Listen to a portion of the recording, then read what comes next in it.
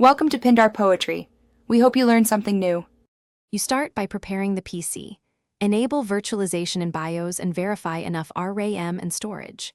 Next, install a reputable emulator or set up a Mac OS virtual machine. This provides the iOS runtime. Once done, sign in with your Apple ID and make sure you have the target app file or App Store access. I'm telling you why. Without virtualization and proper credentials, the emulator won't run or install apps correctly. So complete these essential steps before moving on. Now configure the virtual device and import the app. Open the emulator, create or select an iOS device profile, and set resolution and performance options for smooth operation. Then install the IPA or sign into the App Store inside the environment to download the app.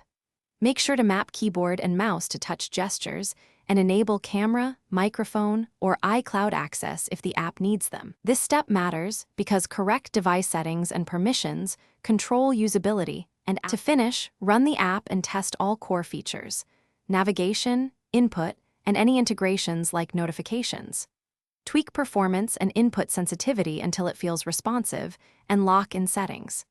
Make sure both the emulator and app are updated so you avoid compatibility issues. If something goes wrong, check error logs, confirm virtualization is still enabled, and reinstall the app if necessary. One key tip: restarting the emulator after updates often resolves permission or launch failures, so try that before deeper troubleshooting. Thanks for watching. Consider subscribing if we helped you.